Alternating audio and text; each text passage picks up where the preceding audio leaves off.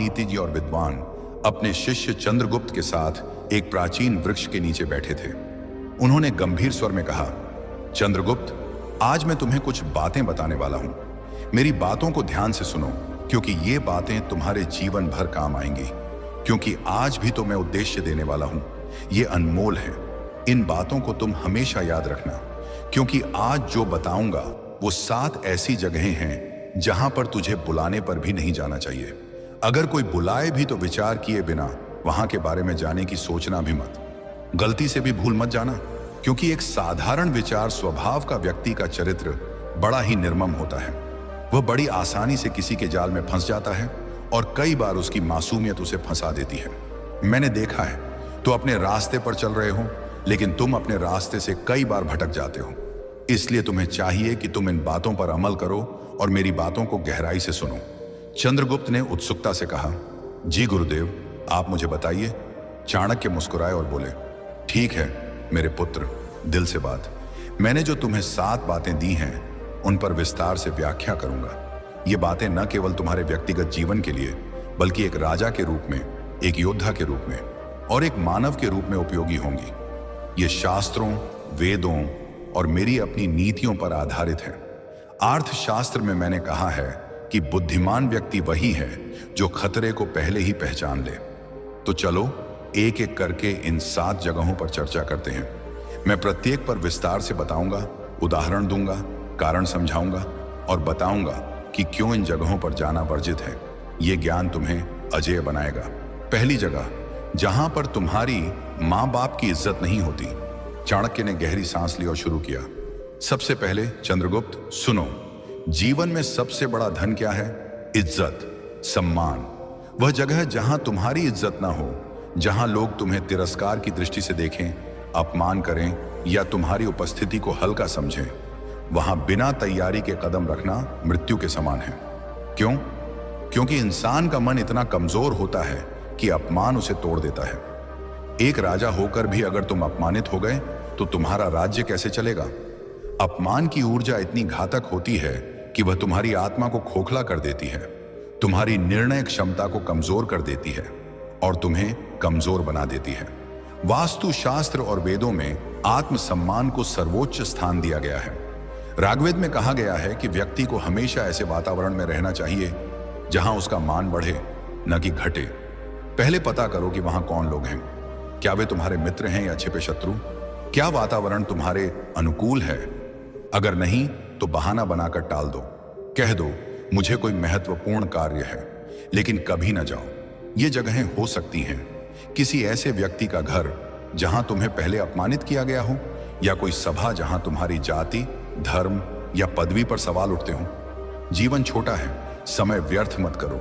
वेदों में कहा गया है, सम्मानित रहो, अपमानित ना हो। अपमान से बचो, क्योंकि अपमान विद्रोह का बीज बोता है। अर्थशास्त्र में मैंने विस्तार से लिखा है कि एक नीतिज्ञ राजा को हमेशा अपनी प्रतिष्ठा की रक्षा करनी चाहिए, क्योंकि प्रतिष्ठा ही राज्य की नींव है।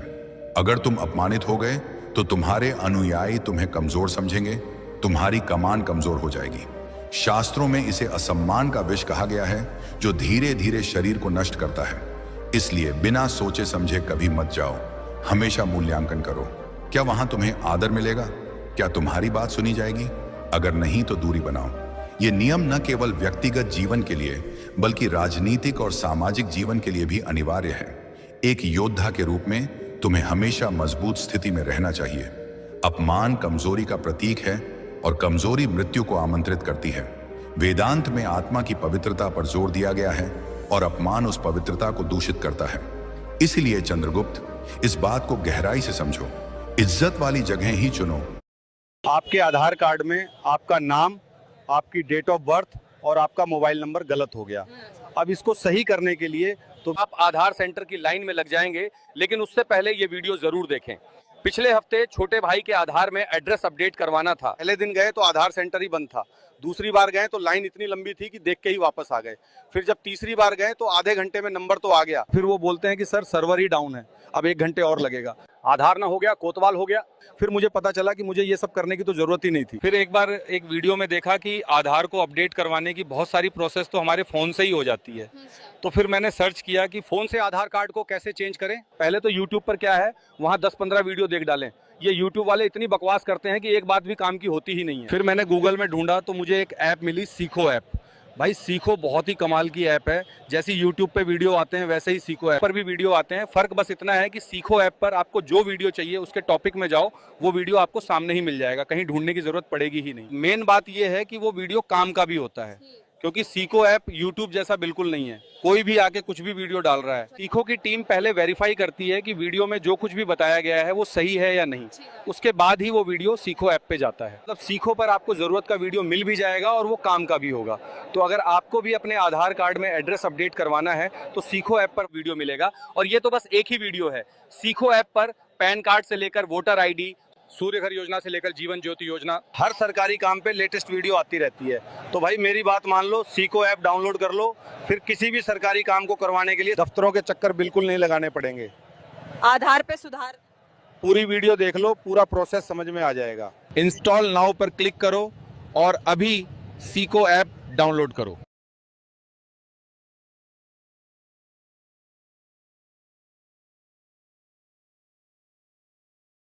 जगह ही चुनो, बाकी से दूर रहो।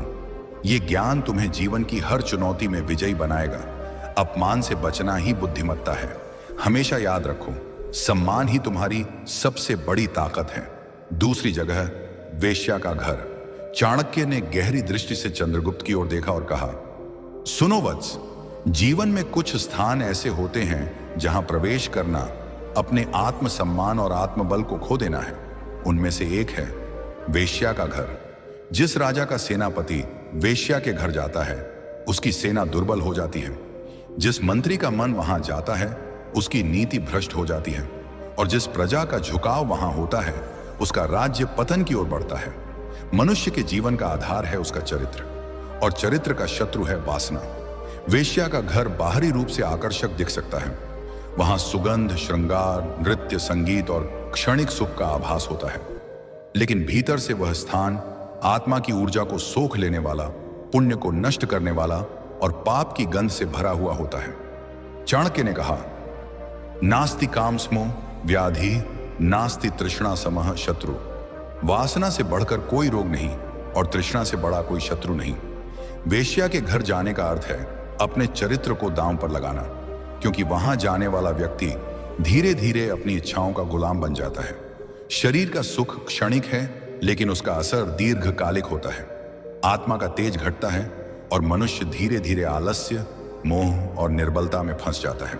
चाणक्य कहते हैं कि राजा हो या साधारण व्यक्ति, जो वेश्या के घर जाता है वह न केवल अपने धन का नाश करता है, बल्कि अपने सम्मान और आत्मबल का भी, क्योंकि वेश्या का घर केवल शरीर का व्यापार करता है। वहां प्रेम, श्रद्धा, निष्ठा और पवित्रता नहीं होती। वह स्थान मनुष्य के मन को मोहजाल में बांध देता है और धीरे धीरे उसे रसातल की ओर धकेल देता है। शास्त्र कहते हैं कि धर्म, अर्थ, काम और मोक्ष 4 पुरुषार्थ हैं, लेकिन काम का स्थान केवल धर्म सम्मत है। जब काम धर्म की मर्यादा से बाहर जाकर वेश्या के घर पहुंचता है तो धर्म नष्ट हो जाता है, और धर्म नष्ट होता है तो शेष 3 भी टिकते नहीं। वेश्या के घर जाने वाले को समाज सम्मान की दृष्टि से नहीं देखता, उसकी प्रतिष्ठा गिरती है।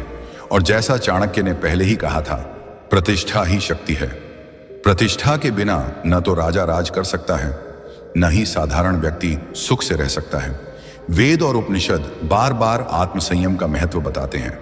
ऋग्वेद में कहा गया है, मनुष्य का वास्तविक बल उसकी इंद्रिय निग्रह में है। वेश्या का घर इंद्रिय निग्रह को भंग करने का केंद्र है। वहां जाकर साधक अपने भीतर की तपस्या को नष्ट करता है। भक्तों और ऋषियों ने हमेशा इस विषय में सावधान किया है। जो व्यक्ति ब्रह्मचर्य का पालन करता है वही तेजस्वी, दीर्घायु और सफल होता है। वहीं जो व्यक्ति वासना का दास बनता है वह दुर्बल और अपमानित होता है। तीसरी जगह, जहां मदिरा और नशे का वातावरण होता है, वहां जाना आत्मा को अंधकार में धकेलने के समान है। मदिरा केवल शरीर को विषाक्त नहीं करती, बल्कि मन और बुद्धि की जड़ों तक को नष्ट कर देती है। क्षणिक सुख और उन्माद के लिए मनुष्य जो मूल्य चुकाता है वह है विवेक का ह्रास, और विवेक ही मनुष्य का सच्चा धन है। यदि विवेक चला गया तो राजसत्ता, विद्या, पराक्रम और साधना सब व्यर्थ हो जाते हैं। आचार्य चाणक्य ने स्पष्ट कहा है कि जो स्थान नशे का केंद्र है वह स्थान पाप का घर है। वहां की हवा भी दूषित है, वहां का संगीत भी उन्मादक है, वहां की हंसी भी झूठी और खोखली है। ऐसे स्थान पर जाने वाला व्यक्ति धीरे धीरे उसी लहर में बहने लगता है। पहले वह केवल देखने जाता है, फिर संगति उसे खींच लेती है और शीघ्र ही वह भी उसी दोष में डूब जाता है। शास्त्रों में कहा गया है, मदिरा प्रलयम नयति, अर्थात मदिरा विनाश की ओर ले जाती है। वहां जाने से न केवल शरीर दुर्बल होता है बल्कि आत्मा का तेज भी क्षीण हो जाता है। साधक का मन कभी स्थिर नहीं हो सकता यदि वह नशे का स्पर्श भी करे। राजनीति के क्षेत्र में यह और भी घातक है।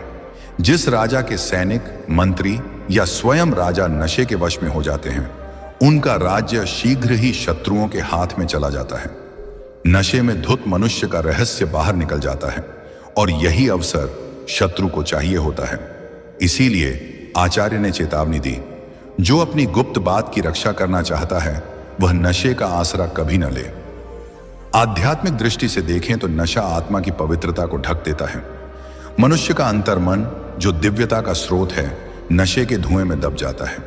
ध्यान टूट जाता है, प्राण शक्ति बिखर जाती है और जीवन एक अंधी गली में भटकने लगता है। इस कारण जो व्यक्ति नशे के स्थान पर कदम रखता है वह स्वयं अपने भीतर मृत्यु का बीज बोता है, और यह मृत्यु केवल शरीर की नहीं बल्कि चरित्र और आत्मा की भी होती है।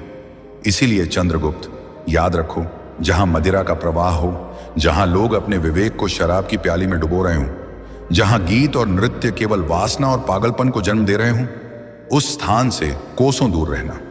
वहां की एक सांस भी विष के समान है। 4. शत्रु का घर। शत्रु का घर वह स्थान है जहां विश्वास का नामो निशान नहीं होता। यह ऐसा कुआं है जिसमें विष भरा हो, और जो वहां जाता है वह स्वयं को संकट में डालता है। शत्रु की मधुर वाणी और आतिथ्य एक जाल है जो मनुष्य को भुलावे में डालकर उसका सर्वनाश करता है। आचार्य चाणक्य ने कहा है, शत्रु का घर मधु का छत्ता है, बाहर से मधुर, भीतर से दंश देने वाला। वहां की हंसी छल से भरी होती है और हर कदम पर विश्वासघात की तलवार लटकती है। जो व्यक्ति शत्रु के घर में प्रवेश करता है वह अपनी बुद्धि और विवेक को दांव पर लगाता है। पहले वह आतिथ्य में बहता है, फिर धीरे धीरे शत्रु की चाल में फंस जाता है। शास्त्रों में कहा गया है, शत्रु का संग आत्मघात है। वहां की हवा में छल, वहां का भोजन विष और वहां की बातें मायाजाल है। राजनीति में यह और भी घातक है। शत्रु का घर वह जगह है जहां गुप्त योजनाएं बनती हैं और रहस्य उजागर होते हैं।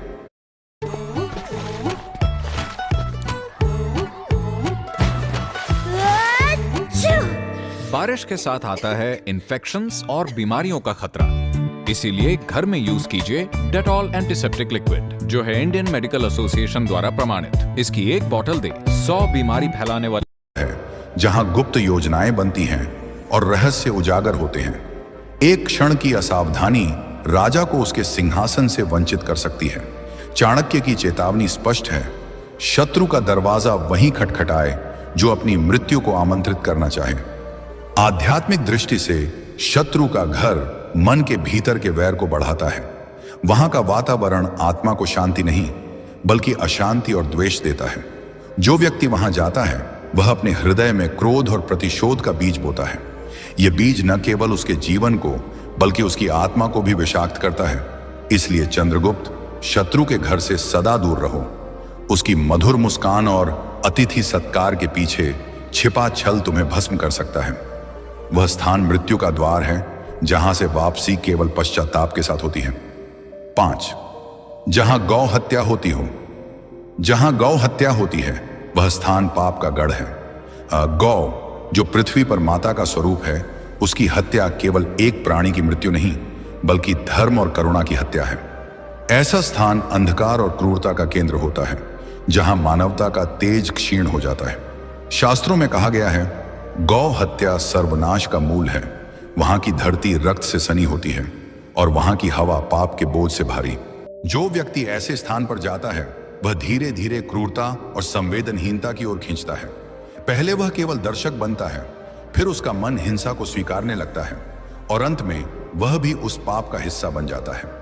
चाणक्य ने चेतावनी दी है, जहां गौ की चीत्कार गूंजती हो वहां का जल भी विष बन जाता है।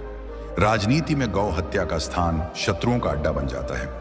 ऐसा स्थान समाज में अशांति और विद्रोह को जन्म देता है, क्योंकि गौ के प्रति क्रूरता धर्म और संस्कृति के प्रति विद्रोह है। राजा का कर्तव्य है कि वह ऐसी जगह को शुद्ध करे, न कि वहां कदम रखे। आध्यात्मिक दृष्टि से गौ हत्या का स्थान आत्मा को दूषित करता है। वहां का वातावरण ध्यान को भंग करता है और मनुष्य का अंतर्मन पाप के भार से दब जाता है। जो व्यक्ति वहां जाता है वह अपने भीतर करुणा और पवित्रता को मार देता है। इसलिए चंद्रगुप्त, उस स्थान से कोसों दूर रहो जहां गौ की चीत्कार गूंजती हो। वहां की एक सांस भी आत्मा को भस्म कर सकती है। वह स्थान नरक का द्वार है, जहां धर्म और मानवता का अंत होता है। 6. चरित्रहीन और लोभी का घर। चरित्रहीन और लोभी का घर वह स्थान है जहां नैतिकता और सत्य का कोई मूल्य नहीं। यह ऐसा दलदल है जिसमें फंसने वाला व्यक्ति अपनी आत्मा और सम्मान को खो देता है। चरित्रहीनता और लोभ मनुष्य को पशु से भी नीचे ले जाते हैं, क्योंकि यहां न तो विवेक होता है न ही धर्म। चाणक्य ने कहा है, लोभी का घर विष का भंडार है और चरित्रहीन का घर पाप का गृह है। ऐसे स्थान पर जाने वाला व्यक्ति पहले लोभ के जाल में फंसता है, फिर चरित्रहीनता की संगति उसे नीचे खींच लेती है। वहां की बातें मधुर लगती हैं, परंतु वे मन को भ्रष्ट करती हैं। शास्त्र कहते हैं, लोभ पापस्य कारणम, अर्थात लोभ पाप का मूल है। वहां का वातावरण मन को अशुद्ध करता है और धीरे धीरे व्यक्ति अपनी मर्यादा खो देता है। राजनीति में चरित्रहीन और लोभी का घर सबसे खतरनाक होता है। यहां गुप्त योजनाएं बनती हैं और विश्वासघात का खेल खेला जाता है। जो राजा या सैनिक यहां फंसता है वह अपने राज्य का सर्वनाश आमंत्रित करता है। चाणक्य की सलाह है, लोभी का साथ वही करे जो अपनी मृत्यु का सामान खरीदना चाहे। आध्यात्मिक दृष्टि से ऐसा स्थान आत्मा की शुद्धता को नष्ट करता है। लोभ और चरित्रहीनता मन को भटकाती है, ध्यान को तोड़ती है और व्यक्ति को सत्य के मार्ग से दूर ले जाती है। जो वहां जाता है वह अपने भीतर का प्रकाश खो देता है। इसलिए चंद्रगुप्त, चरित्रहीन और लोभी के घर से सदा दूर रहो। वहां की एक सैर भी तुम्हें पाप के गर्त में धकेल सकती है। यह स्थान वह आग है जो आत्मा को भस्म कर देती है। 7. अहंकारी का घर। अहंकारी का घर वह स्थान है जहां विवेक और विनम्रता का लोप हो चुका है। यह ऐसा मरुस्थल है जहां न तो प्रेम की छांव है न ही सत्य का जल। अहंकार मनुष्य को अंधा बनाता है और उसका घर पतन का केंद्र होता है। चाणक्य ने कहा है, अहंकारी का घर वह अग्निकुंड है जो स्वयं को और दूसरों को जलाता है। वहां की हवा में घमंड की गंध होती है और वहां की बातें केवल स्वयं की प्रशंसा से भरी होती हैं। जो व्यक्ति अहंकारी के घर जाता है वह धीरे धीरे उसके प्रभाव में आ जाता है। पहले वह उसकी प्रशंसा सुनता है, फिर स्वयं को भी उसी श्रेष्ठता के भ्रम में खो देता है। शास्त्रों में कहा गया है, अहंकारः सर्वनाशति, अर्थात अहंकार सर्वनाश का कारण है। वहां का वातावरण मन को अशांत करता है और व्यक्ति अपनी विनम्रता खो देता है। राजनीति में अहंकारी का घर सबसे घातक होता है। अहंकारी राजा, मंत्री या सैनिक अपने ही घमंड में डूबकर शत्रुओं का शिकार बन जाते हैं। चाणक्य की चेतावनी है, जो अहंकारी के साथ उठता बैठता है वह स्वयं अपने पतन का कारण बनता है। आध्यात्मिक दृष्टि से अहंकार आत्मा का सबसे बड़ा शत्रु है। अहंकारी के घर का वातावरण मन को सत्य और ईश्वर से दूर ले जाता है। वहां ध्यान टूटता है और आत्मा का तेज मलिन हो जाता है। जो व्यक्ति वहां जाता है वह अपने भीतर का सत्य और शांति खो देता है। इसलिए चंद्रगुप्त, अहंकारी के घर से सदा दूर रहो। वहां की एक सैर भी तुम्हें घमंड के अंधे कुएं में धकेल सकती है। यह स्थान वह विष है जो आत्मा को नष्ट कर देता है।